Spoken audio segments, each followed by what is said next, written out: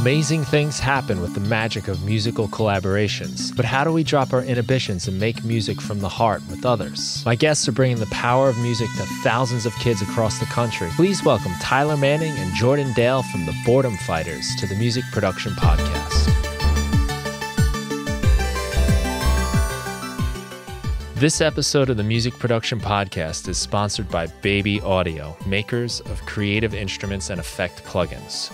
Baby Audio is all about inspiring tools that add color to your mix. Whether it's that retro lo-fi goodness of Super VHS or the futuristic physical modeling of their new synth Atoms, I'm really falling in love with the analog model BA1 synthesizer for its classic 80s synth sound.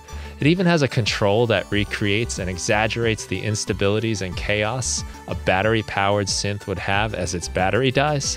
That's the kind of stuff they do in all their plugins. Go to babyaud.io to learn more and take 15% off any order with the code MPP15. That's babyAud.io and use the code MPP15 to save 15%. Jordan and Tyler, it's awesome to have you guys here. Thanks for showing up, first of all. And I think you're doing some really cool stuff. So I'm very excited to get a chance to talk to you both. Yeah, thanks for having us. Yeah, absolutely. Thank you. Yeah, so, you guys work a lot with like young kids and people trying to, that maybe might not have a lot of experience with music making. And I think it's such a cool thing to open people's eyes. I mean, I'm sure you guys know that fun feeling, and I bet a lot of people listening too, of like when they first realize like, oh, I could do this. This is something that's not like impossible. Like I grew up thinking that rock stars were struck by lightning on mountaintops, and it wasn't until a friend showed me that he played guitar and taught me Enter Sandman that I was like, oh my God, I could play the songs I heard on the radio. It never occurred to me before. So it's really awesome that you guys are doing that. How'd you get that? How'd you get motivated to bring this to kids too? Because it's a lot of work and it's a challenge. Yeah, I mean, it all started with being in a festival environment all the time. Like a lot of us that got this going were throwing festivals, working festivals, playing festivals, doing different things in that environment. So we just saw an opportunity to create stuff while we were hanging out with people in between the sets that we wanted to see, and we were around all these creative people.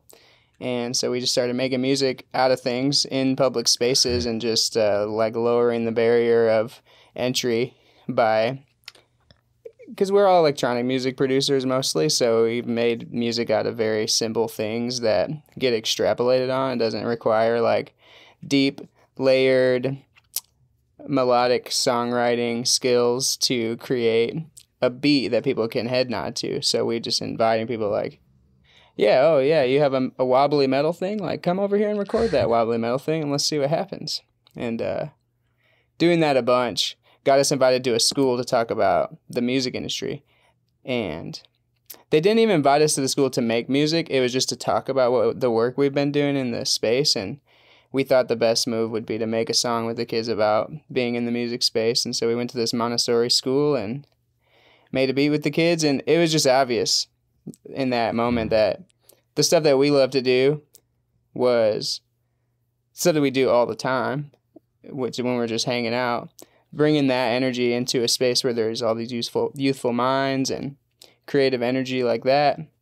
It was really an abundant experience for everybody. And it was obvious that not many schools were actually making beats, bringing music production into the school. So there was no questioning that. In that first day that we got to work with kids in that way, it was like, oh, there's something here. There's like a gap in music education, and there's all this music industry around all this, all these gaps in music education. So let's just go make beats in as many schools as we can. And I don't know, it just is like naturally unfolded where it just felt like the right thing to do. And the more that we do it, the more people are like, wow, that seems so fun. And it actually is so fun. So we're just having a blast doing it. And that's the main motivator, is just waking up excited to do the thing.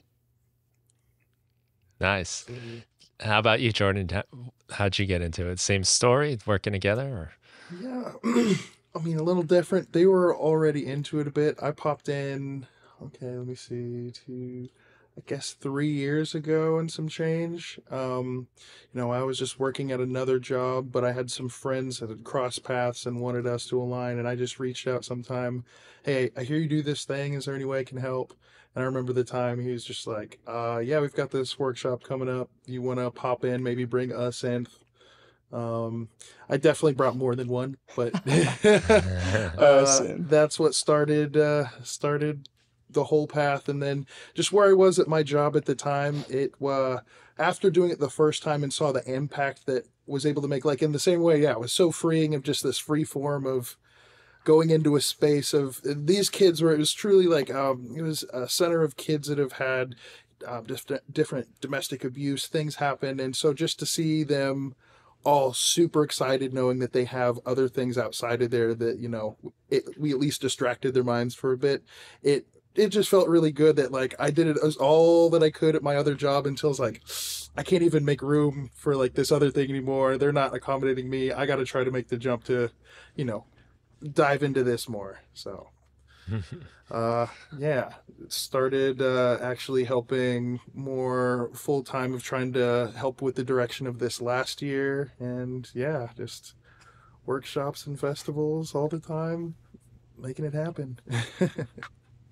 That's cool. And you know what you just said too about like helping people forget about life for a little while, just have fun, is probably one of the biggest things that got me into music and keeps me coming back to music too. It's this, you get into this other world for a little while, and then when you come back to your life, you're looking at your problems from a different perspective, and you have some kind of like clarity sometimes, or just a Right. break in whatever emotions you're feeling, so that you can sort of reassess, if you're angry, like that's gone, and now I can like analyze it instead of stewing in it. And that's such an Absolutely. important thing for kids to develop. I mean, all of us, but especially Yeah. kids at a young age. Right. Just a healthy ways to regulate. Yeah. Anyway, how you're feeling and just dealing with the world if you don't have someone to talk to. Such a great way to express yourself. And like, yeah, when we see this, I even feel with kids, like we deal with kids so often, like it's even very obvious if there's like a point in age group where they're more aware of their peers and they're less willing to like be the first one to get on the mic. I hope I don't look silly or whatever. And Yeah. I think it's important just everybody realizing, taking yourself less seriously and being able to express yourself in front of others and alone. Do you have an idea of what age that is, out of curiosity, I'd say roughly? it's somewhere like between like kindergarten and second grade. It varies with individuals, but it's somewhere in there. We've had Oh, younger, and that every young. kid is ready to go. Mm. But like somewhere in there, it trickles in, and then I'd say like yeah, between third, fourth, and up, they're just all like we have to earn their trust a little more. I feel like it feels Yeah. like with those age groups, and understandable, said you want me to be weird in front of my friends that we already call each other weird all the time. I don't know, like Uh-huh. so yeah. The that threshold is really like the freshman in college. I think that's the most resistance I've ever experienced in like 500 workshops. The freshmen in college, because they're like new to this environment and they are like their survival depends on being cool around these people, and Mm, so the effort it takes to like get them to get on the mic and express themselves in front of a room full of people. It's like when you're young, it's like, oh, who cares? Like I'm just doing this thing, and you slowly become more and more dependent on how what people think of you. I will mm, say that I feel like once we get past like 30 years old, people have started to let go of that a little bit more, depending on what kind of traumas they've dealt with. But the sweet spot, I believe, is the middle school. Honestly, I think that like they're still not too cool. Like they still love their mom and dad, and they still like are down to like go on family adventures. And so like mm. any sort of programming that's built for them is still acceptable to take in. Plus, the middle schoolers have what we call laptop sovereignty. Where they have like the ability to go and make music in their own time. So that's like a really sweet Mm. spot to catch them while they're like, oh, what am I into? And then before they go off and explore all those other dimensions of their psyche in high school, it's like music. oh, okay, I can get Yeah. with this. And then they go into high school with that perspective.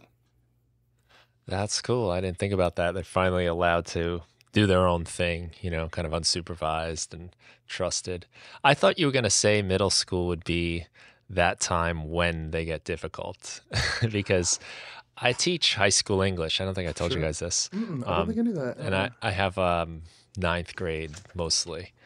And I find them to be very hesitant to align themselves with anything. They Mm. won't tell me like what music they listen to. They won't tell me what they like. They'll tell me everything they hate. Yeah, that's No right. problem with that. But they're very concerned and like you said, like worried about what people think. And I mean, I remember that feeling myself too. Mhm. But I guess when you see little kids, the way they're just so like whatever, I'll do it Mm, and Yeah. getting into it. I'm fighting each other over it sometimes too. mm. Oh yeah. Um, Hands of the dirt. but but the older kids in high school tend to be a little more like, yeah, this is what I like and whatever, Mm. they're a little more comfortable. But I guess once you switch to like a new environment again, like you said, like college, now again you got to start over and it's scary again. Mm. That could be a good thing to analyze, actually. It's like, because I would say freshmen in high school also are pretty tough cookies because of the same concept, probably. So I guess we could probably look at really like how long these people have been around the people that they're in front of when they're doing it has a lot to Mm. do with that because it's like sometimes they're peers and they've built up all of these like traumas internally within their peer group, so they like are worried about something versus like a new group of people who everybody is chain reaction learning to become friends with each other. So I guess that dynamic is worth exploring. I would say probably freshmen in both of the worlds are just new to Yeah. the environment. But the high schoolers, yeah, they all have their own inner connected way of one-upping one another. I'm sure you see that. Oh yeah, that's like the whole thing. Yeah. It's a constant figuring out the pecking order, Yeah. Yeah. torturing your best friends, like putting your mashed potatoes in their backpack, Ooh. punching them in the arm on their birthday. That's my Tell me best this friend. really happened. This Oh really yeah, happened at your all school. this stuff happens. Like That's it's awesome. it's a constant, just like what can I get away with, and Mm. everyone's changing so fast, and you're trying to figure out who you are and where you fit in. And I remember that myself, like trying out different styles of clothing. Like, all right, maybe I'm gonna be a surfer kid. Maybe I'm a skater. Maybe I wear sports outfits. Like Yeah. you don't really know until you sort of try things out a bit. And then what hits, it could shape your entire reality. If a certain day you wear the surfer outfit and just on happens to be on that day, like someone you're crushing on like that Right. outfit, that could be like your destiny. Now you're a surfer forever because it worked Yeah. for you. Yeah, That could it's be pretty applied wild to to think music. about. Sure. Yeah. Yeah, I bet there's probably a history of like some kind of validation that made me keep it, keep going Yeah. with it. And Yeah. something must have happened. Some Yep. reward was triggered. That's hopefully what we create with this opportunity is like that moment of validation that makes people be like, okay, I'm a surfer. Like, I'm Yeah. definitely a surfer. I'm definitely a musician. Like, I can rap. Did you guys hear that? Like, I got Yeah. flows, and then everything changes. Their whole peer group is like, wow, you just went up there and did that. I was so afraid to do that. I couldn't believe I didn't know you could do that. That like shapes people's whole future. Yeah.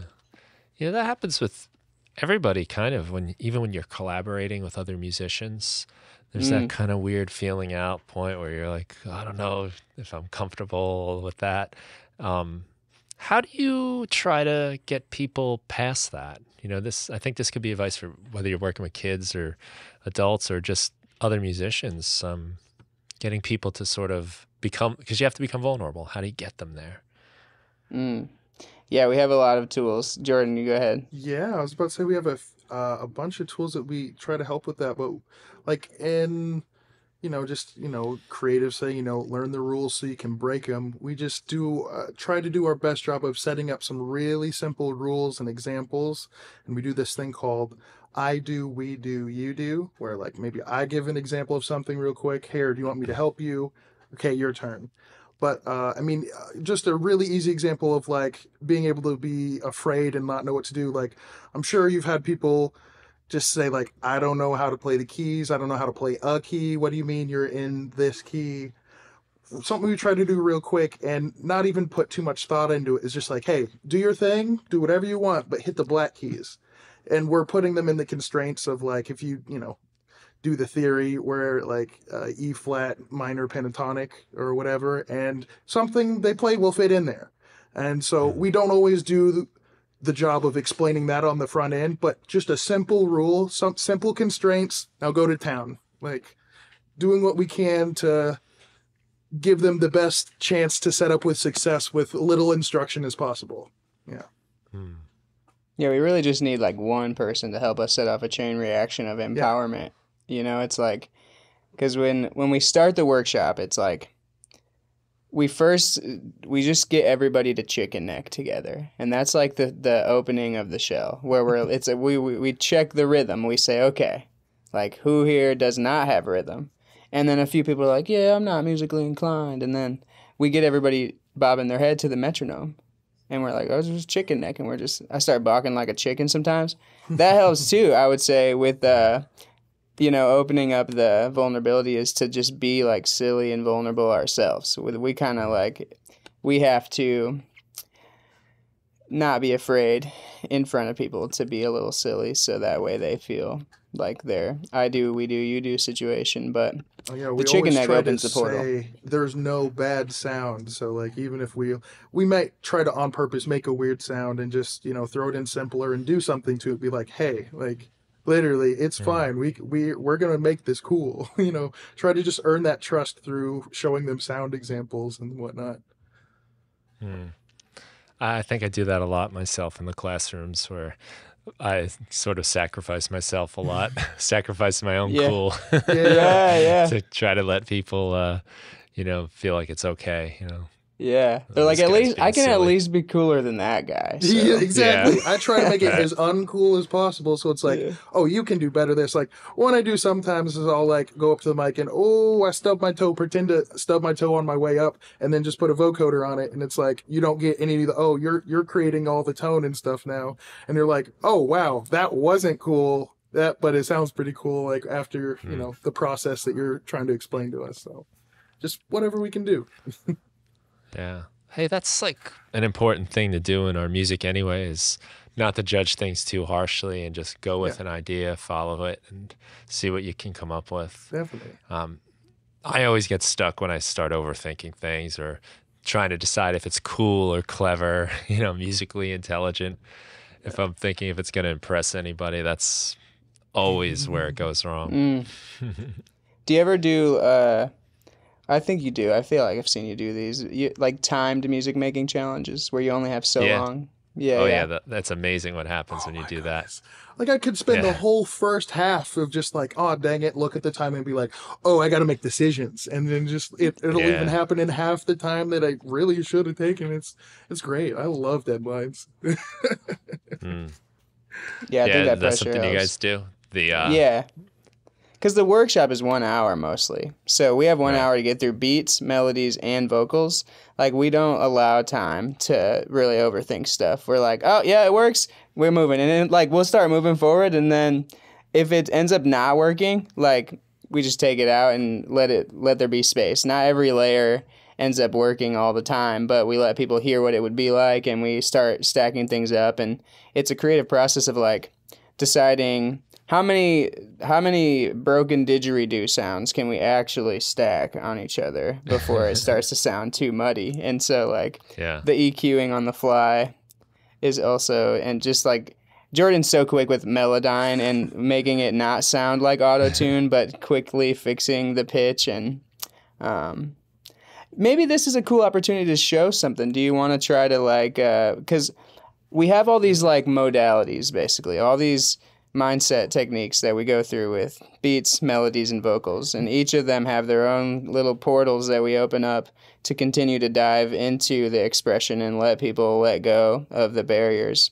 So perhaps it could be fun to explore, maybe like just a couple layers, and maybe as we go throughout the conversation, we can circle back as we go. But even just starting with the kick and the snare, those are the first things that we really try to build in first, just because it helps us go from metronome into some sort of groove. Something musical, yeah. Yeah, and we're just like, okay, somebody tell us something in this room that can make a kick sound. And we've gone over with them what a kick, a snare, and a hat is. We kind of get the drummers in the room to express what they know about drums, and we run through the boots and cats, quick little beatbox lesson where, all right, everybody, we're boots and cats. And okay, now we're beatboxing, we take it back. So we got kick, hat, snare, hat, kick, hat, snare, hat. Now you know that those are the 3 drum pieces we need. Now, what in here is a kick? And they'll be like, well, let's see, Brian. Yeah, Brian, what's a kick in your room that's not an actual kick drum? What do you got? Yeah, let's say I've probably used lots of things in here. Made a bang on tables, bang just on the microphone even. Boom. Just the microphone stand. Classic. Classic. Yeah, you name it. Hitting the a tables. book. Books. Yeah, the sometimes closing you're of a book. surprised too. Yeah, like sometimes little things become big. Just even like a little like canister. I don't have it with me right now, but like I keep my guitar picks in it, and it's just like when you mic it real close, it's very thumpy, but it's this little tiny sound. Yeah. Okay, so we got a kick. We got the table. We'll record the table. All right, everybody, check this out. Look, you can see the recording. When we're going through this magical microphone device here, we can see the noise that we've captured.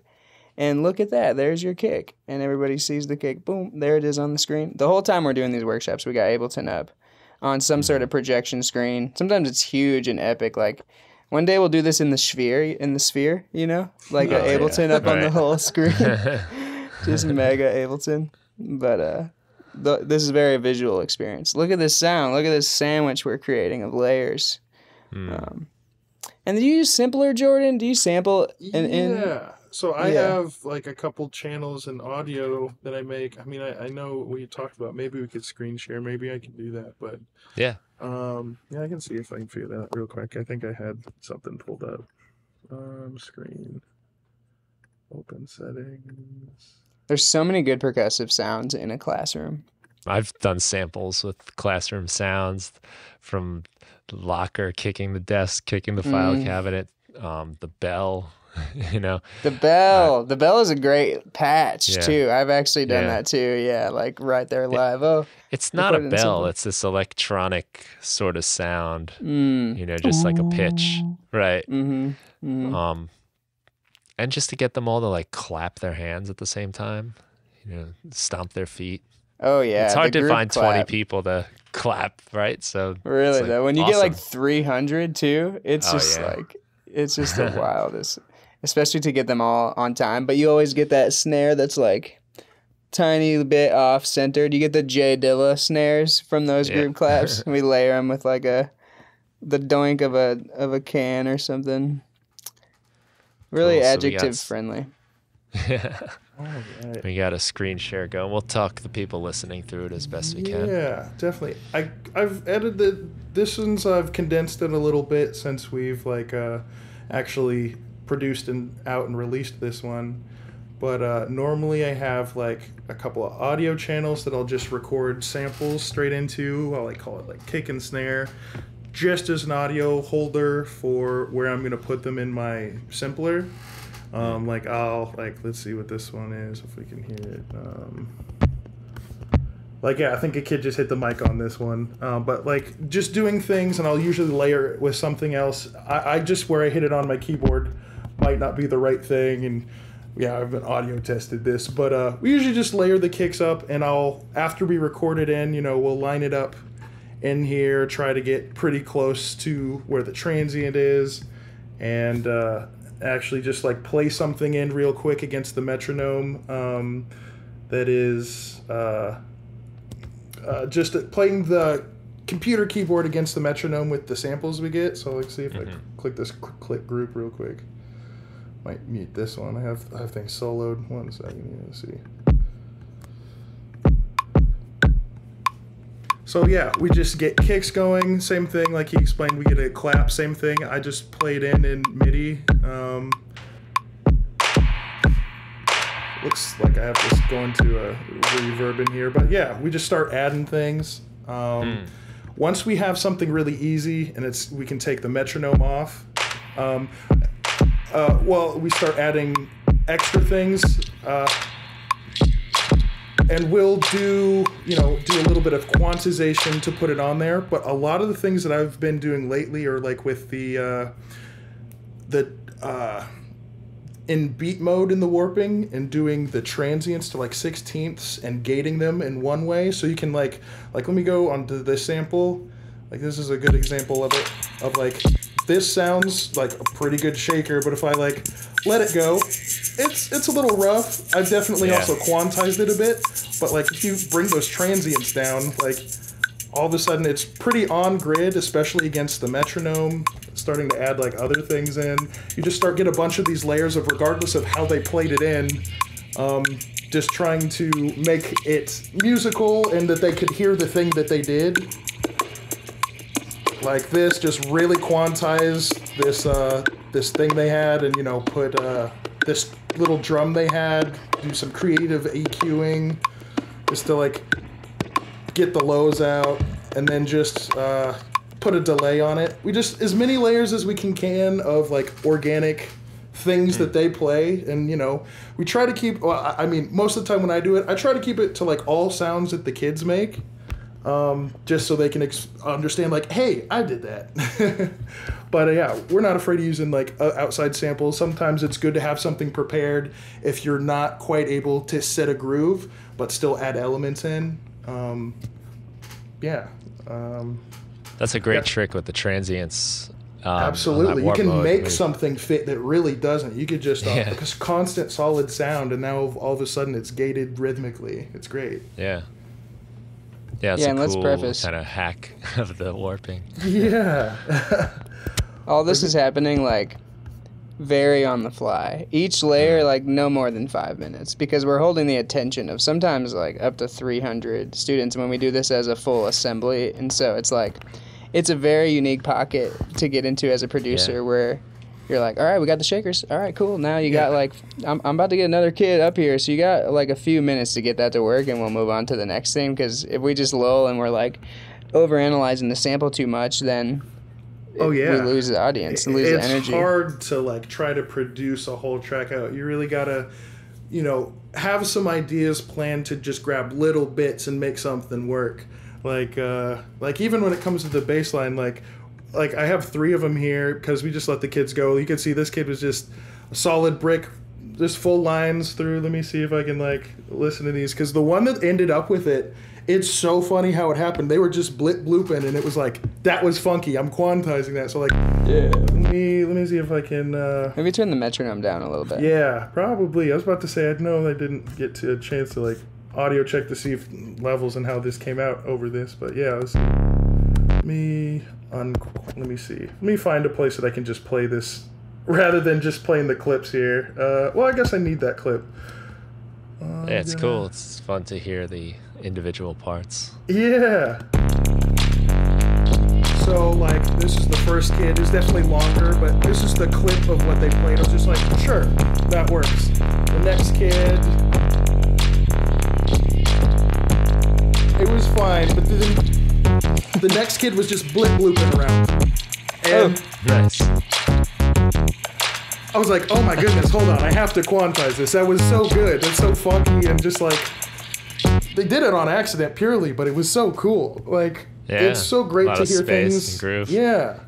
A girl came by and was like, I know how to play the cello, and we said the good line from School of Rock. He's like, turn it to the side and cello, you've got a bass.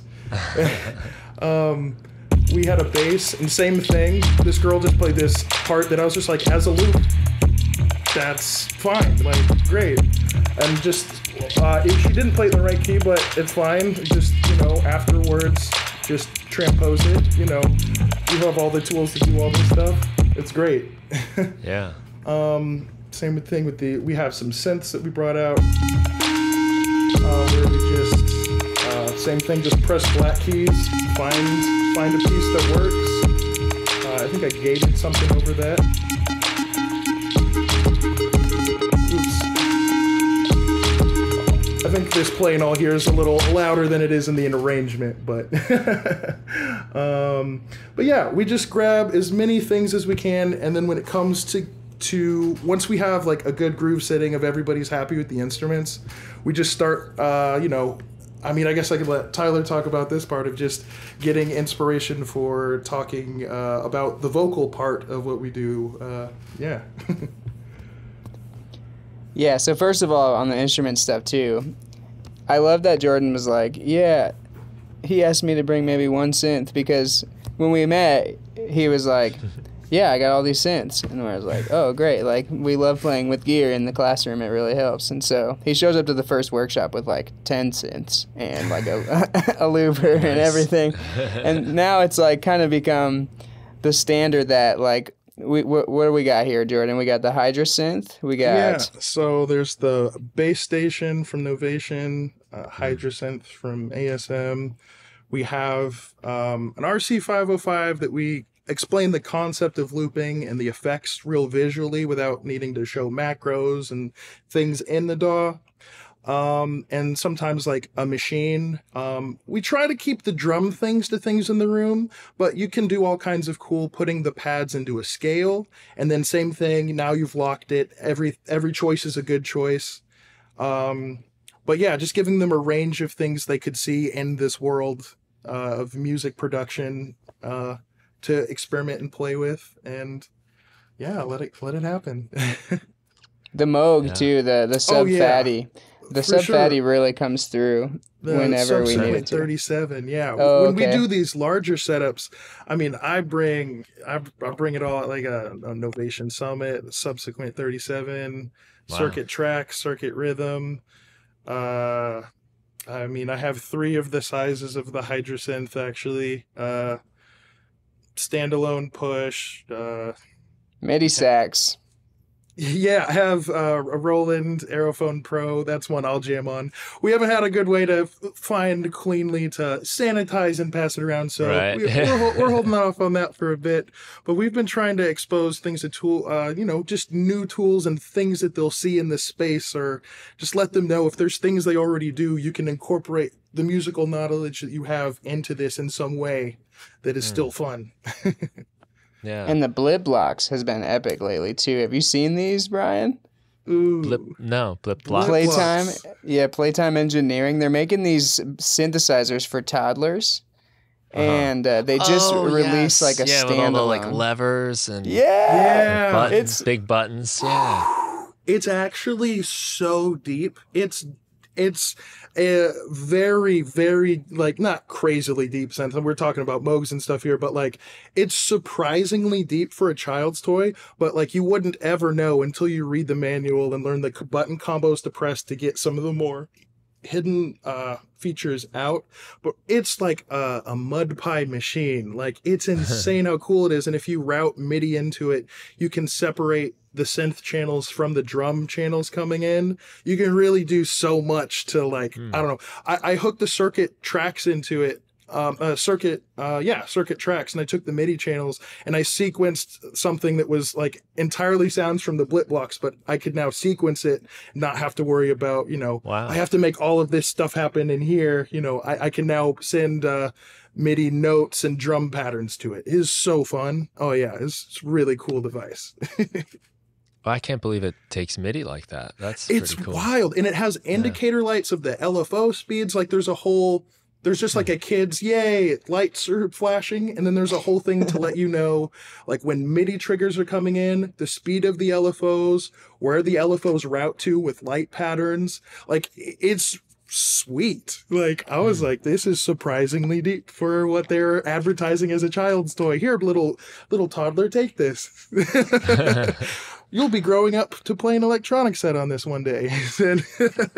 Yeah. Wow. That's cool because kids are really surprisingly good with technologies and things. I can remember my nephew, he's 14 now. And when he was 2, he knew how to like take your phone and take pictures and like find the pictures and blow them up. It was like, you don't even like hardly talk yet. They're and like you can born like with an operate. iPad.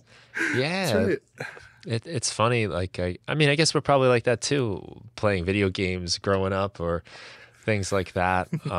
We look like little wizards to our elders. That's right. That's right. Yeah, that's pretty awesome. So you have them just sort of show up, tell them just play like these certain keys, and then your job is to kind of make it fit, make it work a little bit. Yeah, we'll do things of like, yeah, the whoever's the host is gonna just give brief examples, and I might give little points of like, hey, the next kid, maybe let's just get some long notes. Like same rules apply, but long notes. So, because maybe a kid's doing something and it's not quite hitting, and searching for it and trying to produce it out is going to be pretty difficult.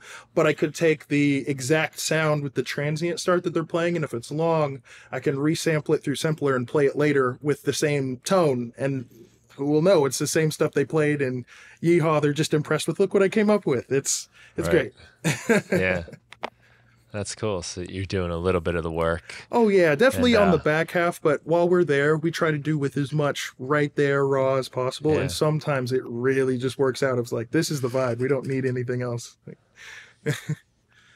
That must be really good musical training for you guys too, to Keeps you sharp. be listening for good ideas, right? Yeah. I mean, sometimes when we're making our music, maybe we have like some kind of goal in mind, and you don't realize you're doing something really cool because you're trying Along to the get to way. hear. Yeah. Right, exactly. It's taught me a lot about holding space in a studio environment, especially because we have to keep the attention of sometimes hundreds of young people. But like this whole art form of like, it's like producing the song, keeping the production session entertaining the whole time without like clogging up the energy flow. So like the best example I have is like to keep the loop going the whole time, and we're adding to the loop, and unless we need to like really stop and discuss what's going on, like keeping that energy going and keeping the loop alive, keeping ideas flowing and accepting ideas and turning down ideas without hurting anyone's feeling and deciding what to choose, like those kind of art forms are really getting established in these workshops where we're holding space for non-musicians in such a delicate way that when we get into the studio with musicians who are like used to this, I think personally it's flowed so much better because there's this like very lightweight language being used to get feedback. And we have these two roles when we're in these workshops where we have what we call like the producer or the metronomes. And we have these little gnomes that everybody gets, like versions of them too, the actual gnomes, because it's the instrument garden. So we're the metronomes. And then the empowermentarians is the word that we're using lately, the host. So you have the producer steering the DAW, and then you have a host type person, usually like an MC, like someone that's got energy, can kind of hold the audience of a crowd, and also has experience in music making that can empower, and doesn't necessarily have to be a production wizard, but is able to empower people to play, is able to play some things to inspire people, and especially is able to use their words as a way to help people through it and coming up with stuff once we get into the vocal section. Yeah, any questions about that before we talk more about the vocal stuff?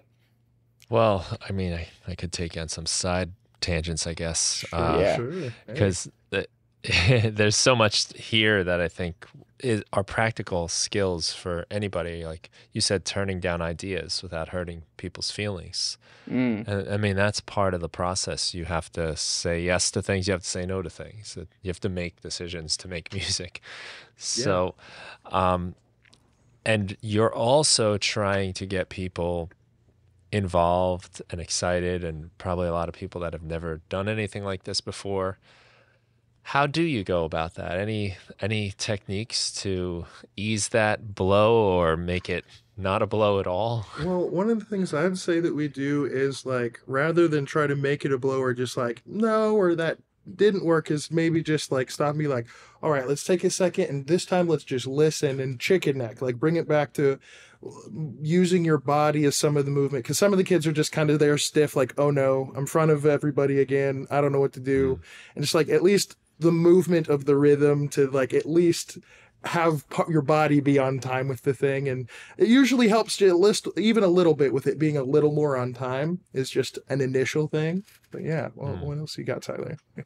I mean, I think celebrating people no matter what is a big part Yeah. too. Like the feeling of expressing yourself and then everybody being like, yeah, like the whole room is clapping, everyone's excited no matter what. Like we've had some very interesting things be expressed in this environment that are very avant-garde, but like the theme of the experience becomes very empowering. Like people start to catch on that like after someone goes, like it's a party and we're so happy for them that they were able to do that. So like that energy really helps the room. People like throughout the workshop end up wanting to go up more because they know that they're going to be celebrated and it's a safe place. Oh yeah, literally this last week at the end of like the vocal thing, there was this baby that was being quite vocal in the room, and we brought him up to the mic, and at the end we were just like put him up there, and he just went, ah, and the rest of the kids were just like, yes, and then we sampled it afterwards, but like it was just so funny that just this little tiny baby laugh, and everyone is just like, yeah, it's great. Nice. Yeah. So you're celebrating like just the act of doing it, the process, and The fun of creative it. process and the joy of it. Right. Yeah. That's Asking what if. a good reminder. Yeah. What if? Right. Yeah, what What if if we like do this? they're like, yeah, I don't know about that. No, it's like, oh, that was great. What if we did it like this? Oh, I wonder what, like Yeah. reestablishing our intention and being down to explore because we've all let out ideas that probably don't hit for even ourselves or other people, and just to accept that that's a part of the process. Like, okay, we now have an idea. We're one idea away from getting to the one that we're going to use. Let's just keep putting them out and keep exploring, and then yeah, everybody's happy, excited. Yeah, woo, we got it. And it's like, thanks to music production, once it's on time, it's really like having a good producer obviously is a game changer for a person being in the studio, because if you're in the studio with a good producer that can line you up and maybe cut a certain part out that sounded good and help with some of the pitch things when it needs it, like those things happening quickly help people see like, oh wow, like working in a studio environment I can do fun stuff with my expressions, and it can work if we have the power of music production. There's a whole conversation to take there too about what kids are learning in schools about playing music and making music, because most of the curriculum are about making something exactly Studying how it music. was made before. Right. Yeah. Yeah, like, okay, this is how you play the song, and this is how you play the song, and that's it. Right. Versus like, okay, let's just improvise and get it to be on time with each other, and it's new. Explore. I was about to say, that was one of the things. I did music all through school, through most of the modalities that they let us, but like it was one of those things that like, I think about it now, I'm probably going to go pick up a brass instrument of some kind. That's why I picked up the MIDI sax recently too. It's like, I was in like these high level stuff, but like I didn't like playing outside of that context. So like, I didn't have any feeling or joy or like a place that I could express the creative things that I would do on my own. But like now here I to have the technical ability to not even really think about that I played this instrument forever. But like I didn't have the freedom to explore with it, so I didn't really even associate my creative self with it personally. Like it's so weird to think that like now I'm like, oh, I need to go pick up any brass instrument. I got this.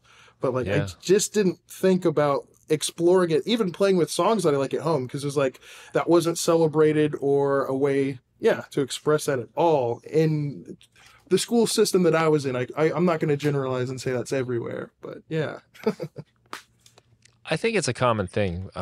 When I was younger, I took a music class in 7th grade, I think it was.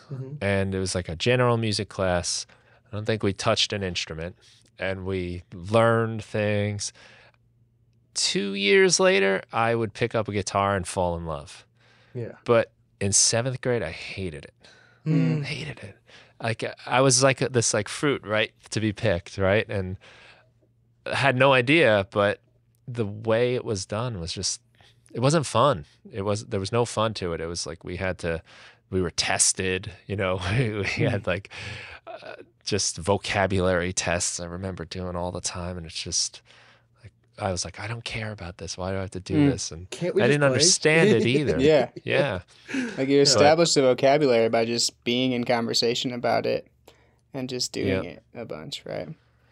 And a lot of my friends, once I started playing music and in bands, a lot of my friends that were in the band, they might like come over and be like, oh yeah, play something on your flute. We're playing this song here. And they'd be like, I don't know. What notes? Where's the music? What do I do? And like you said, like you learn how to do it, the right way. And take nothing away from them as musicians. Exactly. They were amazing. But in that context, they were just like clueless. They didn't know how to do it. Right. Yeah. Very surprising it's like to an me, act. 'cause that was- It's not a creative flowing of something. I'm reading this other thing that I am fluent in this other language that I can transcribe. But like, yeah, as a creative act, it's just I clueless. I wouldn't you. They don't prepare you for the first thing to do on your own. Like, yeah. Yeah. And yeah, winning awards and, going through NISMA and things like that. But, Yeah. That's, I think, an important thing to start with is the fun of it. Hey, Yeah. you can have fun with this. And I love that idea of like what makes noise, just grab something, that's like what you're always told not to do as a kid. Yeah. Right. And same thing, you guys tell them, yeah, touch the instrument, play it, just Yeah. bang around on it Oh is, yeah. and as a kid, you're like always told not to.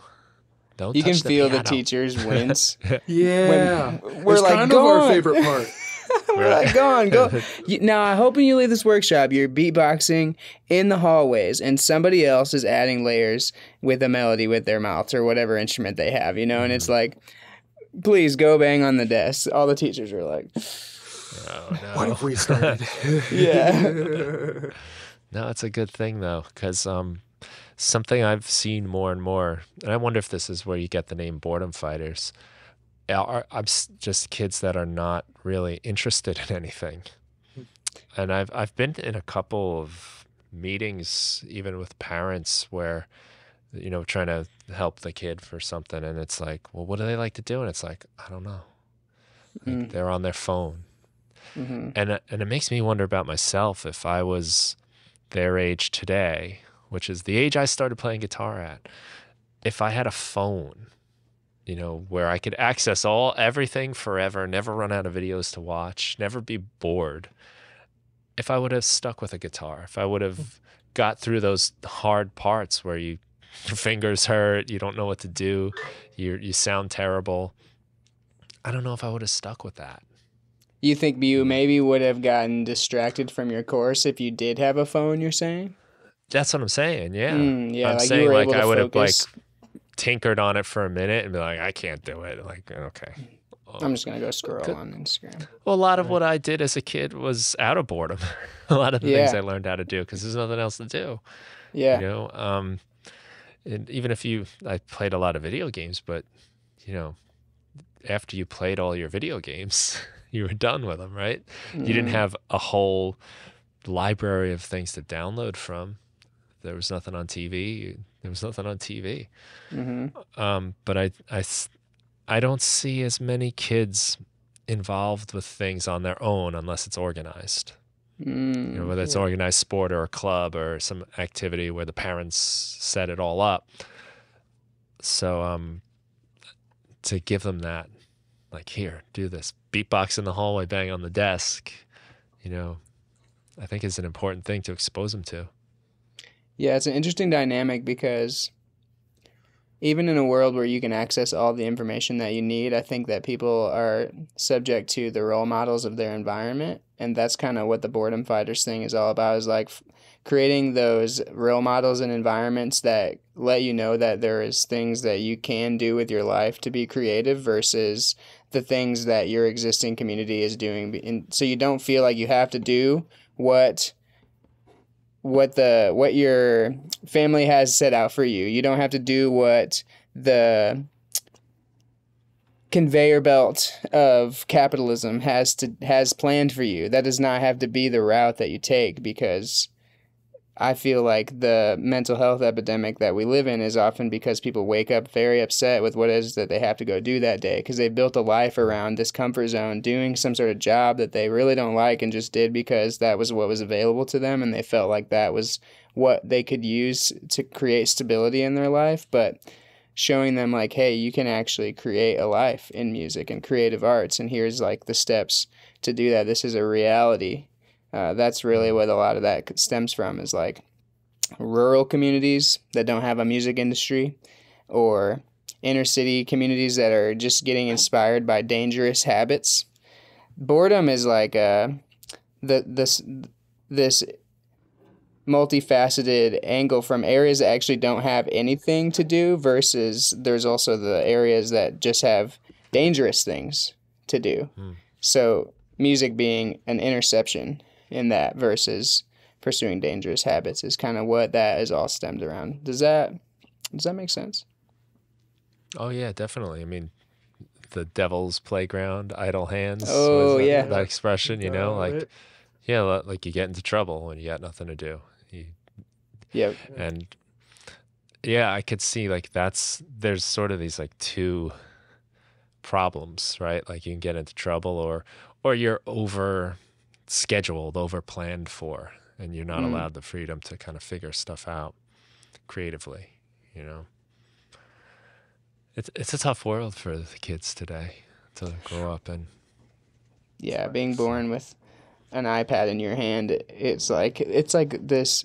It's so beautiful that we can learn anything we want to at any moment. But I see where you're at about maybe you wouldn't have stuck with the thing because you were stuck in a room with your guitar and no access to other people to talk to, or infinite dopamine release by scrolling through your phone. Yeah. So you played with this thing and got entertainment and self-satisfaction within that space. Like, are we taking that away by having access to those things all the time? But it seems inevitable that, but you know, in the next 10 years you're going to be born with a social media account and you'll get notifications like day one, like, congrats on being born, you got friend requests waiting, you know. That Right. seems to be the inevitable reality. So how do we create things in those environments that inspire people to work in their physical community, right? I hope that. Like, here we are with the ability to, and the exposure of all these years of popular media and things, and people wanting to share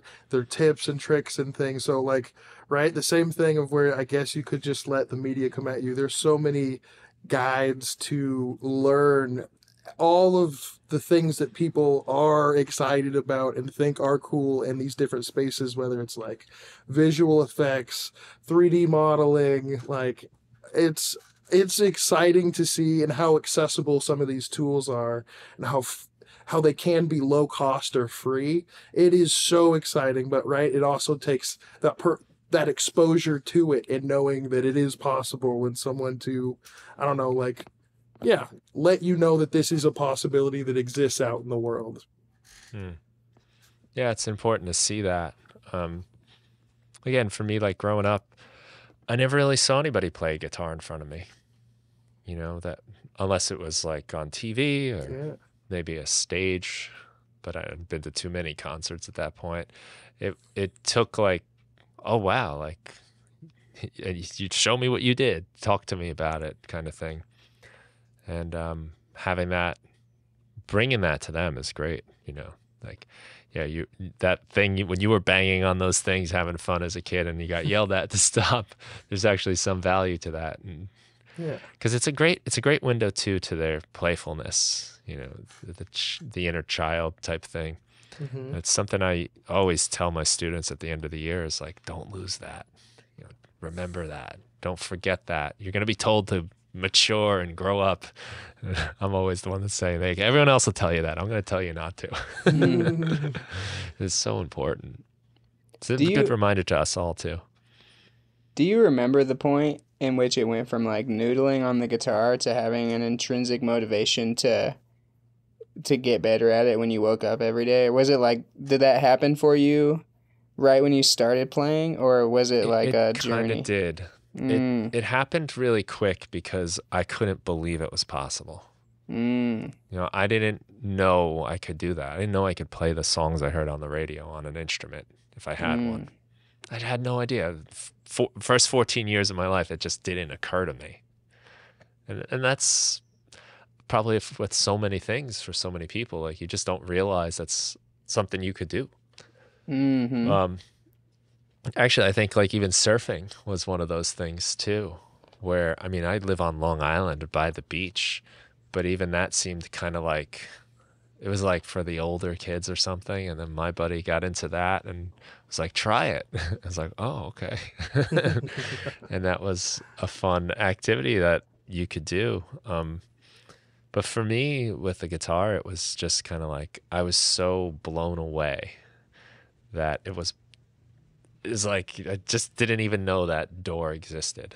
So it And so was a you lot had of to fun keep opening yeah, it was every just a day. lot of Yeah. fun. And that kept me coming through playing on like a cheap guitar and having it hurt and sounding bad and not knowing how to Mm. do it. Just that kind of, that feeling of that excitement. Yeah, I'm very interested in the exploration of helping that come along quickly for people, and especially in a public environment or an environment where it's fast paced, and figuring out how to like set up an ideal situation as much as possible within the studio for people to fall in love quickly without having to get intimidated by music theory or navigating a DAW or releasing music and impressing other people and like getting a record deal. Those are things that kids actually think about prior to ever making music. It's stuff I definitely thought about. I think probably is normal for people to think about before putting themselves out there as a music-er. But I'm wondering like what that tool really is. It feels like this workshop is getting close to that, but I'm very interested in exploring that situation and seeing how we can let everybody kind of feel the confidence to be the Rick Rubin in the room and hold, the tastemaker. Well, so much of what kids do now has this goal attached to it. One thing I loved as a kid was playing baseball. It was like the first thing I loved to do.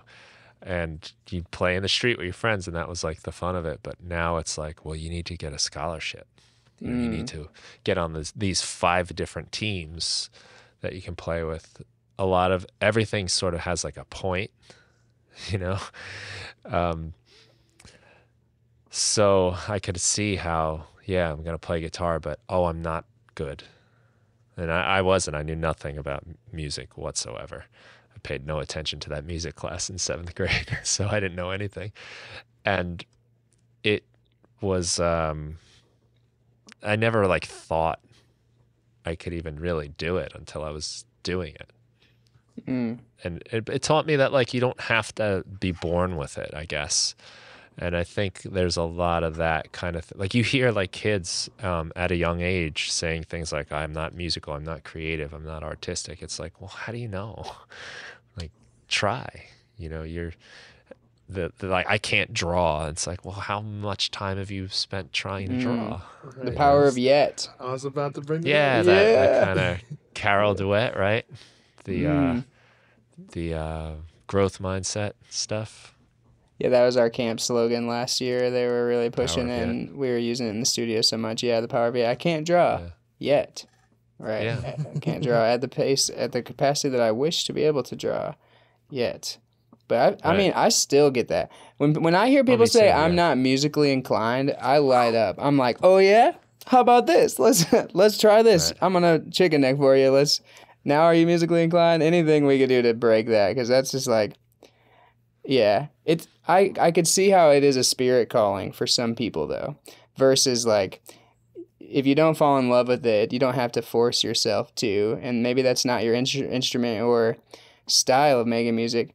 I remember when I was first shown music production, it was 2012, and I was like, my friend that showed me at the time was a very analytic person, and he was very into sound design, so he would really think hard about one sound in one bar loop for an hour, And I was like anxious. I'm like, I just want to play. Like, what? Why are you staring so close at the screen? Like, is this what making music is? So it took me another 8 years to start producing music once I learned about workflows and like on the fly workflows where you can play and jam at least some and get ideas down versus having to click and write all the melodies and things like that. So I could see how these different kind of introductions into the space could really determine whether or not someone's going to fall in love with it or not.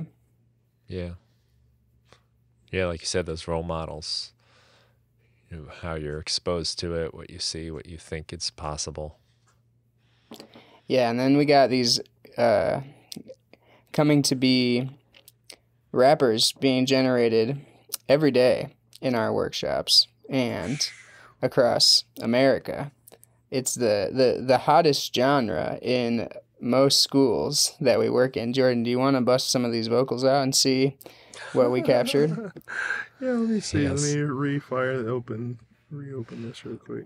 A nice thing about that, though, is, it's not singing, right? So and it doesn't require an instrument. Obviously, it's a skill, right? It's a talent you can work on. But I think it's a little less, or a little more attainable to a lot of people, because it's my mouth. It's almost like talking, which is what I do all day anyway. Mm-hmm. So it's a good entry point. 100%. Yeah, the pitch, you don't have to worry about the pitch. You don't have to worry about harmonizing most of the time. It's just like words coming out while chicken necking. Key ingredient. That's right. Got to. So there's some challenges there, though. I mean, to get them to do it, of course, is the big one. But also, like, how do you come up with things to say? Wait, before I you deal go with there. this myself, even. Okay. Jordan loves using ChatGPT for prompts. I have to get behind it. Cool. I'm always trying to extrapolate it from the room and like give the teachers the brownie points, get the brownie points with the teachers by like going after things that they're talking about in their class already, or like the motto of the school, or like something about the school, like is always like very good and on brand for the song to come out in that direction. So I'm always like trying for that prompt, but it definitely ends up like being about hot dogs and chickens and like yeah, and then so the ChatGPT element too that comes into play there is always interesting. But go ahead, Jordan. Oh yeah, there's a few things we do because like that's something I struggle with myself. Like I feel like I haven't put nearly as much vocal work into anything I've done as I'd like, and it's mostly because like, do I like what I have to say? And then I am in my own way of the words that are there. Yeah. Even though it's like I want to do things with my voice, but oh no, what do I say? So like it's something I struggle with. But then having these kids that are already, I don't know, a little like aloof of what this thing is anyway. Sometimes I will, especially when it's just me and Tyler's not there. Tyler's really good at eliciting that out of people. I'm a little more introverted. But I'll be like, yo, what do we want this song to be about? And then, some kids, especially on the younger, will just yell something out. And like, I'll have a prompt in Chat GPT or equivalent things. I've used a few different programs. And I'll have a little bit of it pre-context in there of me of like, hey, we're doing this music workshop with kids. We're called Boredomfighters. So it'll have that. And sometimes it'll throw like the Boredomfighters help and make beat, like it'll throw some of that in the beat sometimes of the lyrics, which is helpful. But we'll say, hey, we're making a song I want kid friendly lyrics about, and I'll just let a few kids shout some things out. And it's usually just a bunch of random nouns and verbs, but it'll spit something out. And then all of a sudden, since they didn't have to come up with it, there's a little less resistance of like, yeah, sure, I'll go up there and read it or whatever. And then, with Ableton and warping, you can make everything on time and make it sound a little more natural flowing out of them than maybe how they delivered it. That's one of the ways that I definitely go about it. We also do this thing where, especially if some of that's not working or we can't get other kids other than one that was like stoked to read about it, of like, hey, let's do ad libs. What's some of your favorite noises? Just say your favorite noise into the mic. And then sometimes people just go up there after they see noises and just say something because they're a little more comfortable. But also I'll put auto tune on and it'll be like, say anything, and all of a sudden they'll be singing a little more because it's sing-songy. Like I'll just go sheesh, but now it's like, you know, sheesh, like, and they're stoked all of a sudden of like, oh, that's how this is done. So like there's a few things of just like earning that trust just a little bit with them so that they feel a little more free to go in their own directions of things that we wouldn't have come up with, for sure. Yeah, I'm sure that's a lot of fun for them to like hear echoes and auto tunes. And, oh yeah, because that it kind of brings them into like the stuff they listen to, and I love it. Oh yeah, it's a great use of ChatGPT. Also, we're trying out here. Use the tools available to us. We vilify it a lot, but that's a cool use. You know, it gets people moving. Definitely. Get 'em going. But yeah, I can find a few things in here of just like, here's like purely just ad libs. I don't think this has like auto tune or anything, but then I also have an auto tune one of the kids just like they knew auto tune was on it and they were stoked about it. These are great clip names you have here, by the way. I see. I want my honey mustard. Make sure to get that barbecue. That's right. I try to make it easy for me because I like to do a lot of my before I actually arrange anything inside of session view. I feel like it helps me organize my ideas, and it's just really easy to drag and then just drag and drop by hitting tab. So like I'm so fine with it. I like it. Put this back where it goes. But yeah, like I'll hit some of these, I guess. Let me see here. Hopefully it's not too loud. I love chicken so much. I love chicken wings. You can be in here like, I want some chicken wings. Yeah. You can be in here like, I want some chicken wings. I want some chicken wings. Yeah, they're all just short loops. Okay. You want them chicken wings? So yeah, they just all of a sudden are a little more to, you know, comfortable and vulnerable to sing in front of their peers. Because some of these ones are, I think there's just going to be noises and stuff. Ascending chicken wing. What is this one? Chicken wing, chicken wing, chicken wing, chicken wing, chicken wing, chicken wing, I think I put chicken that wing, one chicken wing. later inside of the auto tune one, but like yeah.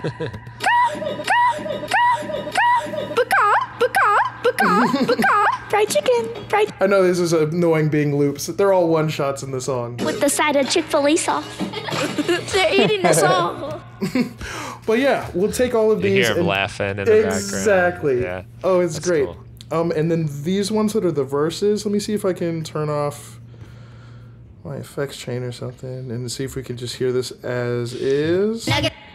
Nuggets, fried chicken, baked chicken, and more. We got chicken tenders, chicken baked, and love galore. We got canes, we got game, and plenty of games. So many sauce losses in my cart. Don't mess with my nuggets, fried chicken. So chicken wing, oh, I rendered this one out. So when they sang it, I don't know if you've ever. There's a little meme song, but I took it into Vocodyne, into Melodyne, and I made it all unison, so it was easier to make in the same key. But like chicken wing, hot like a bologna, chicken macaroni, chillin' with my homies. Chicken wing, hot like a bologna, chicken macaroni, chillin' with my homies. But yeah, we take all this stuff and then take it and make you know, proper stuff out of it. Let me go out of here and unsolo this stuff. Let me see. I'll just start from the beginning. Let me see here. Oh, we gotta go back to arrangement. All right.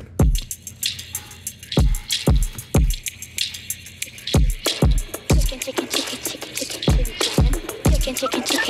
We love chicken!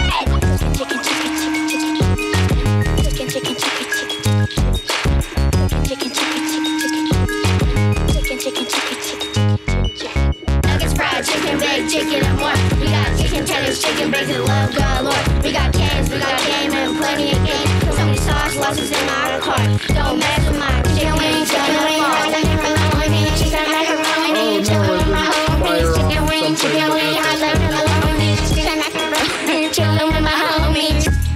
Lemonade, okay. And for the song? Can I get like a barbecue sauce or like a buffalo sauce? No Chick-fil-A sauce? No Chick-fil-A sauce. Please give me what I ordered. I want some So like a lot of that is just like this TikTok that's going around, and these kids just doing a skit of a TikTok. Even like whatever works, we'll just let them do it. But yeah, it's good stuff. That's essentially it. It'll do some more looping. Those are the important parts. That's awesome.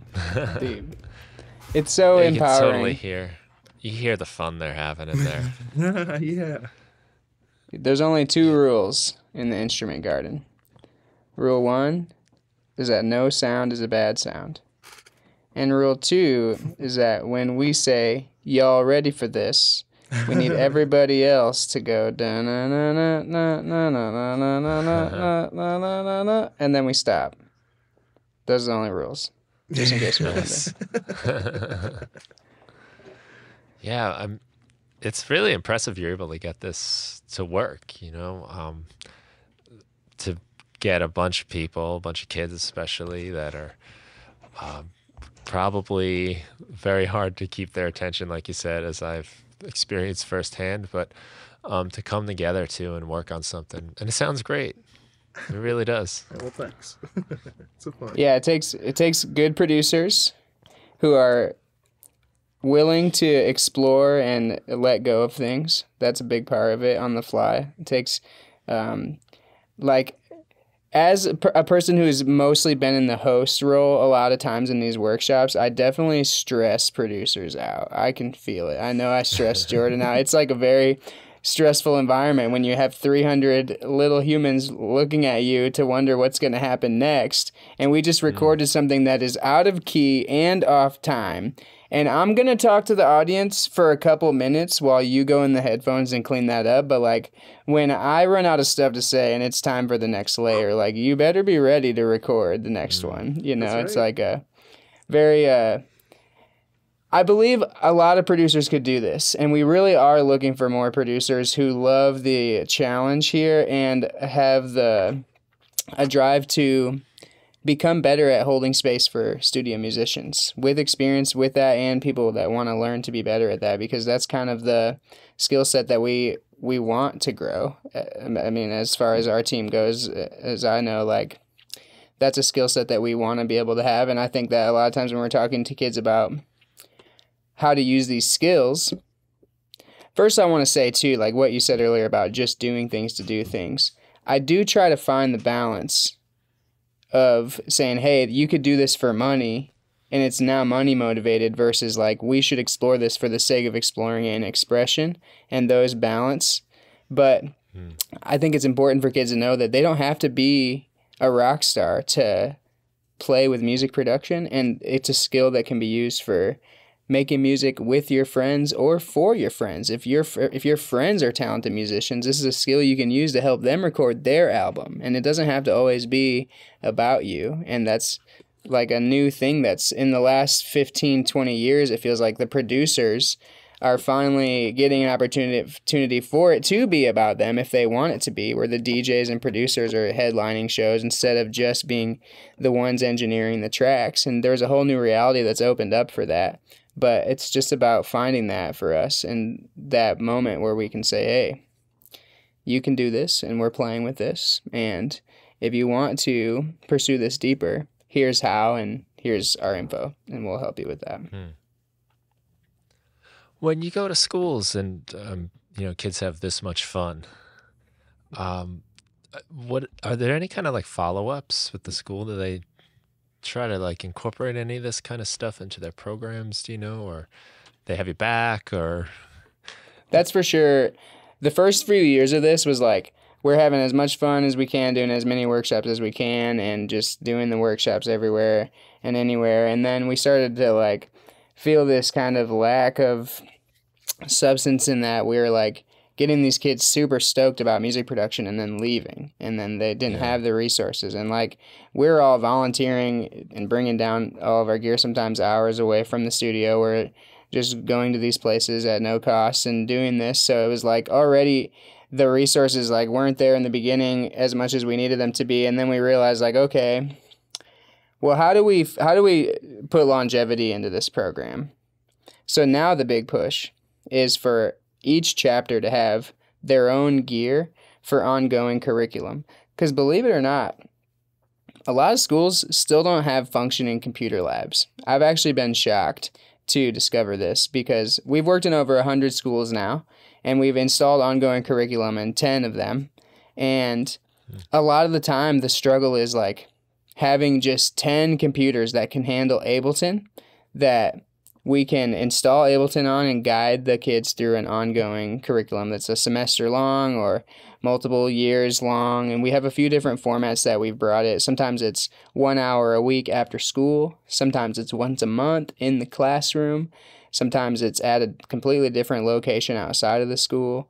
There's different ways that the model works based on the resources we have. But to answer your question, the model here for sure is going from one studio where we're all in the studio together making a song.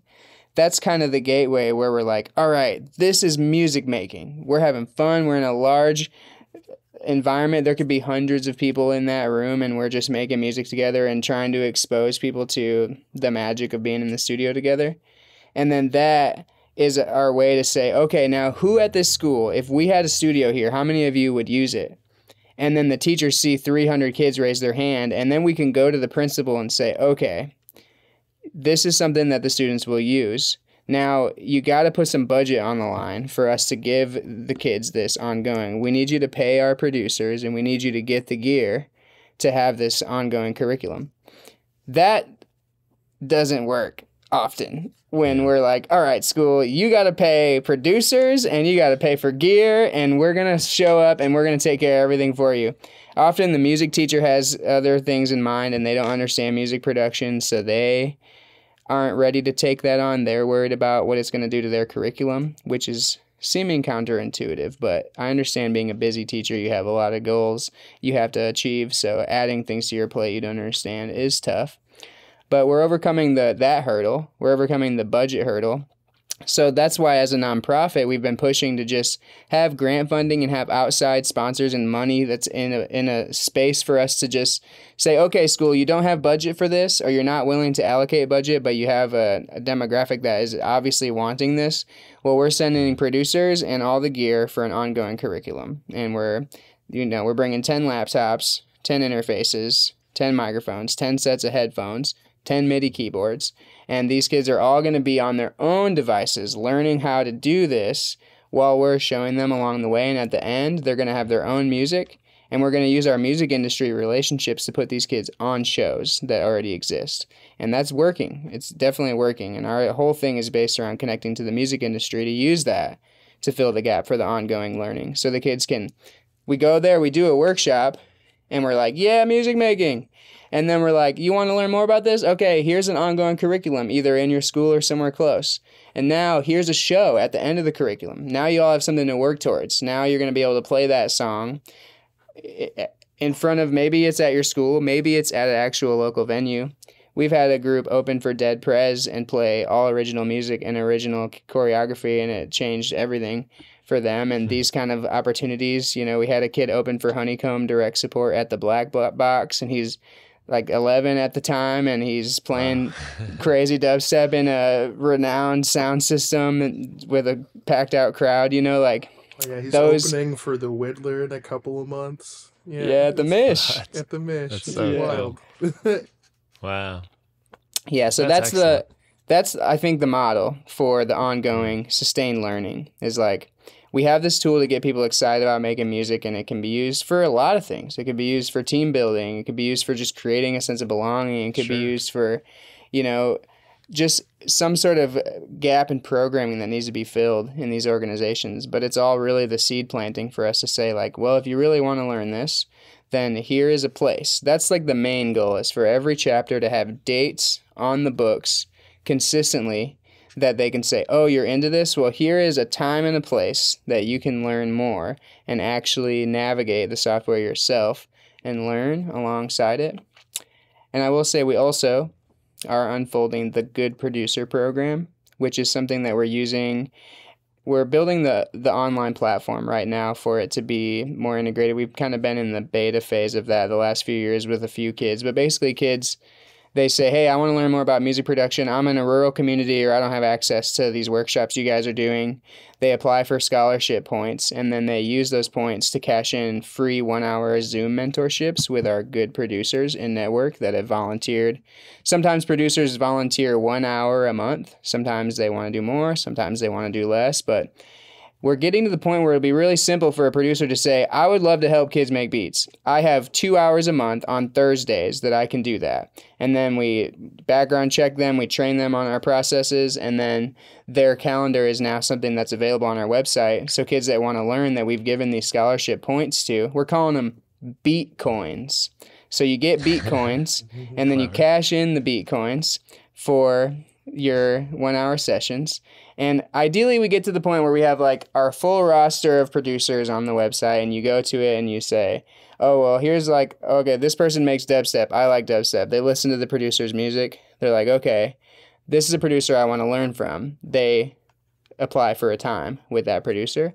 And then we built this funnel for producers to put their energy into helping without having to leave anywhere or do anything. They just got to tap into Zoom for an hour and respond to a couple emails, and now they're a role model in another kid's life, and they have this person they work with every month ongoing.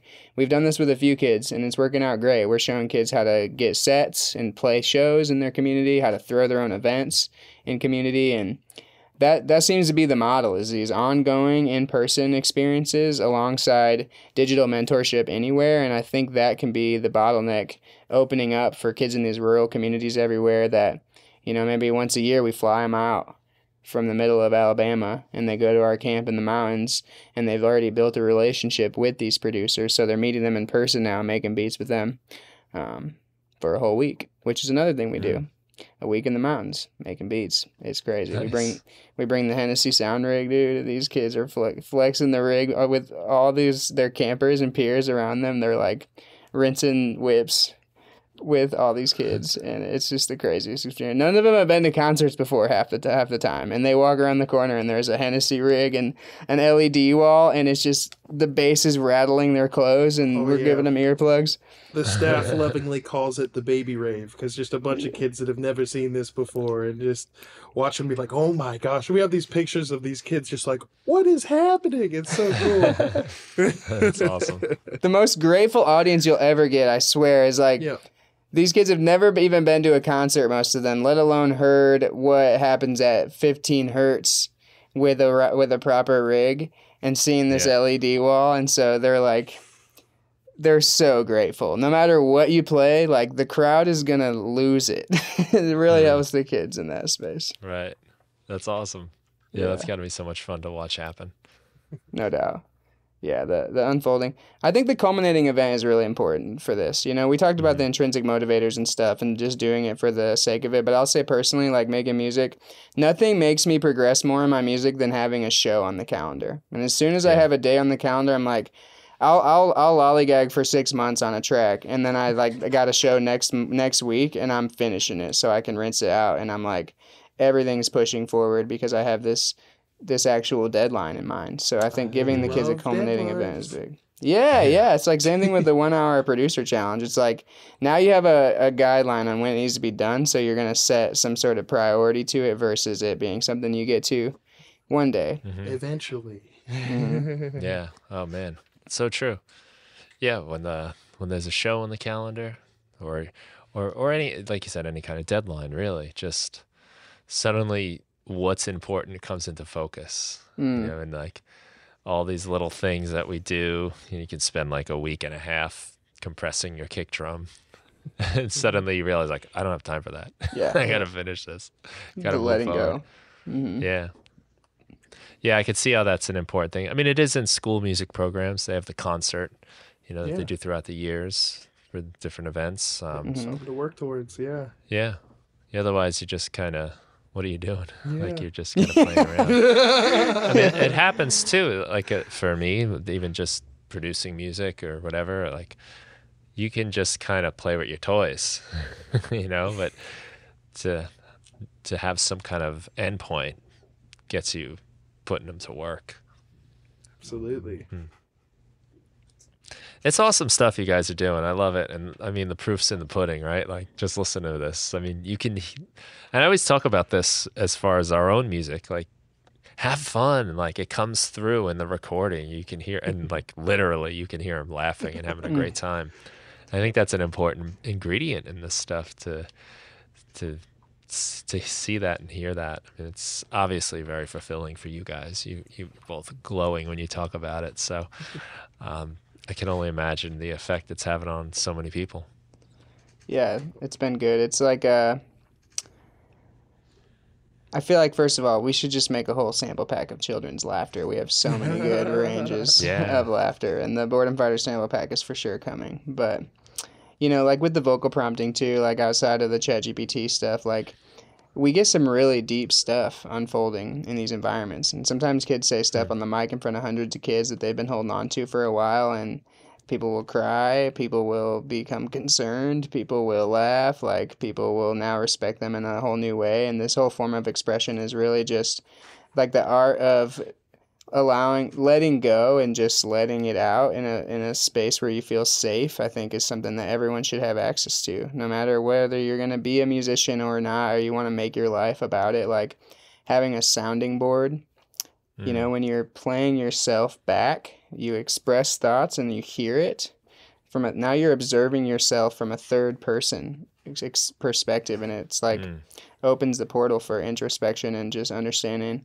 who you are. And then you dive deeper. You're like, well, I want to be a musician. Like, well, then who am I? What am I about? I got to put myself out there now. Like, what is my role here? You know, those kind of thoughts really have unfolded for me as a music maker because of making music. And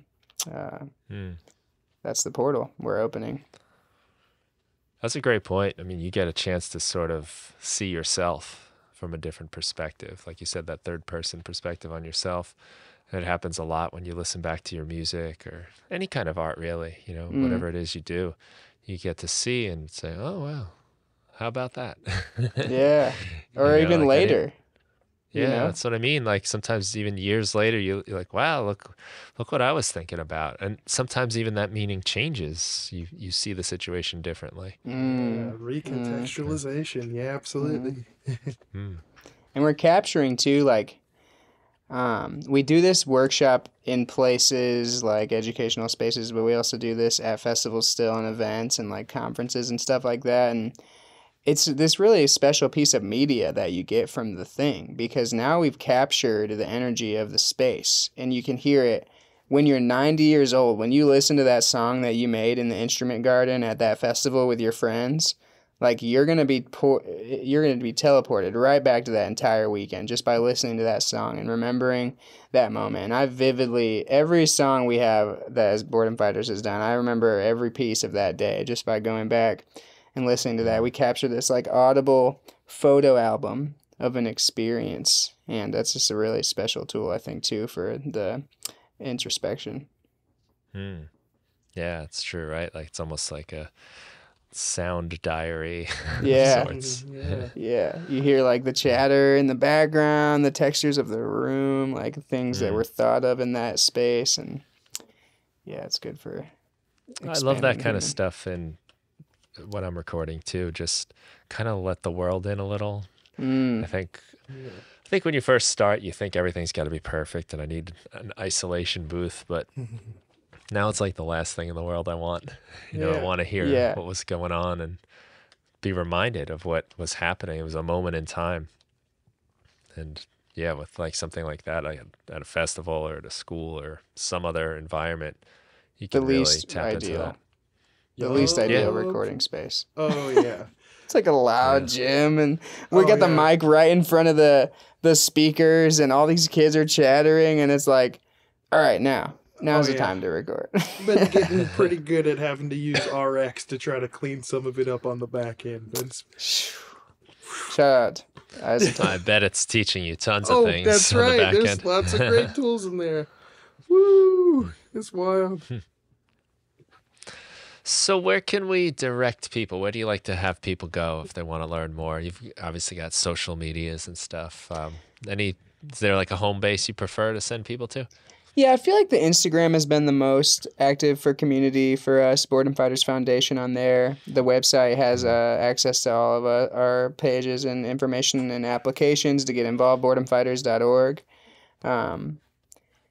Yeah, I would say as far as the internet goes, hit us up in that space, and we would love to be in your local environment, whether that's a local festival or a conference or a school or a community center, a library, YMCA, Boys and Girls Club, side of the road, side of a mountain, on top of the Museum of Discovery, anywhere that you can have people. We would love to be there. So we're here to teach people how to do this workshop. It's very important that we are, like, there's no lock, there's no vault of intellectual property here. Like, this is very much an open source project, and it's important that we're just sharing these ideas with people and that they can feel confident using these ideas. So anybody that wants to start doing these kinds of workshops in their own space, we'd love to empower them. We have a lot of tools for empowering people to do this, and we're really dialing it, Brian. This year has been crazy. We've gotten to the point where people hit us up and they say, hey, we want to do this in our community. We'll book a couple assemblies in the area. We'll fly in. We'll do the assemblies. We'll do a couple other workshops. We'll show local producers how this goes. And then when we leave, we've gotten ongoing dates already in the community that producer or their team can do these sessions. And we have resources and Slack network and committees in place for people to get support on throwing fundraising events, getting grants, finding more workshops, building the team, partnering with events, like all those elements of building a chapter of a functioning nonprofit or just building a team of people that do workshops.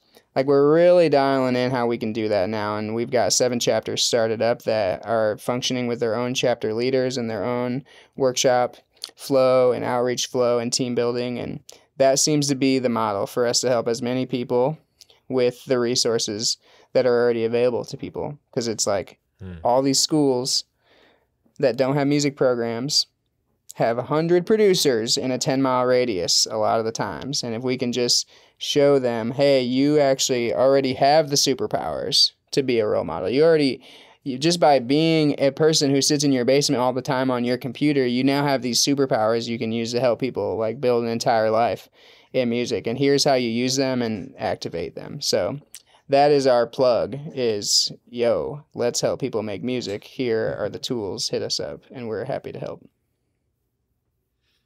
That's awesome. I can only imagine what the ripple effect is going to be from what you guys are doing. You really have no idea how you affect other people and what kind of, like, doors you're opening and little light bulbs you're turning on. So I appreciate it. I think it's awesome. You're doing great work, bringing a good thing to a lot of people. Thank you. So are you. Absolutely. Really appreciate all the tools Thanks. and resources that you share, and I know you aren't getting paid for a lot of the things that you produce for the world, and that energy that you put into creating stuff for people is right in line with the work here. It's like you're just creating all these tools that people can use to. I loved your turkey gobbler Thanksgiving thing. That was the one for me. I was like, okay, this guy is a boredom fighter. He gets it. Yeah. I love the weirder we can get, the better. That's right. Yeah, we'll have to do a workshop with you sometime. Where are you actually? Long Island, New York. Oh, okay, great. Yeah. All right, well, we're ready. Yeah, cool. You get Awesome. bring us to your school, Brian. We'll do a workshop in we your should classroom. Talk about that, yeah. Doesn't even That'd have be to be sick. the music teacher, the whole assembly. We just pull up in one classroom. It's all we need is people to give us just one room. We just need a roof and power and a group of humans, and that's the only resources we need. We can make everything work. That's cool. I love it. Well, listen, we'll send people to your site. All the stuff's in the show notes. Boredomfighters.org is the website, and Instagram is, I think, the same, Boredom Fighters, right? Foundation. So, Boredom Fighters Foundation, but that'll all be in the show notes for everybody. Thank you guys both for coming on. Oh, It's cool. great Thank you. talking to you. Thanks for having And us. thank you to the listener. Take care.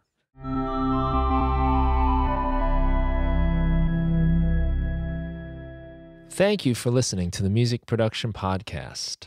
If you want to help support the show, the best thing you can do is tell a friend, someone you think that would enjoy the show. I'd also love it if you could leave a review wherever you get your podcasts. And if you want to support my work, you can go to brianfunk.com. I've got tons of Ableton Live packs, tutorials, samples. You can check out my book, The 5-Minute Music Producer, which gives you 365 short music-making activities to help you get started, stay inspired, and finish more music.